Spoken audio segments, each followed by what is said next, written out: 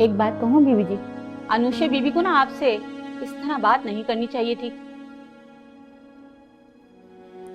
किस तरह? यही कि आप इस घर की नौकरानी थी, मेरा मतलब खाना पकाती थी। तो क्या हो गया, आपकी अम्मा और आप यहाँ काम करती थी, तो किसी के घर काम करना कोई गुनाह तो नहीं? क्यों बीवी जी, मैं ठीक कह रही हूँ ना? हाँ, मगर जहाँ गरीबों को मुजरिम समझा जाता वहाँ उनकी मेहनत भी जुर्म बन जाती है। वैसे बीवी जी, बड़ी बात है कि छोटे साहब ने आप जैसी लड़की को पसंद किया और शादी भी कर ली, वरना ये अमीर सादे जो है ना, अपनी काम करने वाली को किसी काबिल नहीं समझते। दोस्तियां तो कर लेते हैं, लेकिन शादी के नाम से तो ऐसे भागते हैं जैसे गधे के सर से सींग। हिम्मत जो नहीं होती घर वालों का सामना करने की। आप सलाद का सामान लें और बाहर जाके सलाद बना लें। मुझे बहुत काम है, मुझे डिस्टर्ब नहीं करें।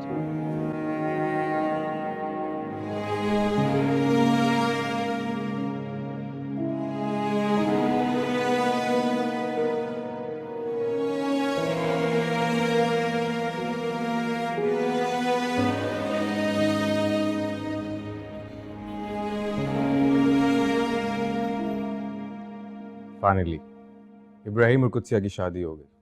अब इसके बाद हमारा नंबर लग सकता है। वैसे कुत्सिया भाभी के आने से काफी तब्दीली आई होगी, नहीं?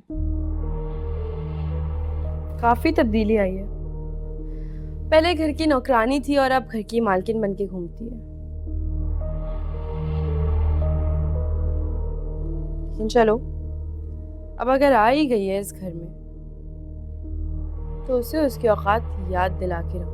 कैसी बेकार की बातें कर रहे हो अनुष। इब्राहिम की बीवी है वो, उस घर की इज्जत है।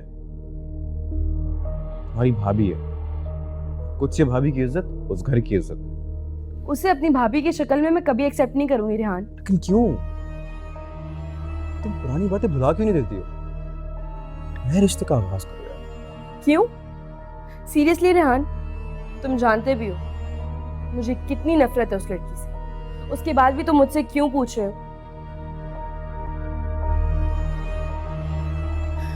और वैसे भी तुम्हारे कहने पे आके भाई की वजह से मैं मानी कि कहीं वाकई भाई हमें छोड़ के न चले जाए, कि जीत उसमें भी कुत्सिया की होनी थी। मैं कैसे समझाऊं, मुझे समझ में नहीं। तुम नहीं समझाओ कुछ, ये हमारे घर का मामला, हमें पता है कि इसको कैसे सॉल्व करना है। तुम इस चीज पे फोकस करो कि कहीं दोस्तियां निभाते निभाते तुम अपनी मोहब्बत को ना खो दो।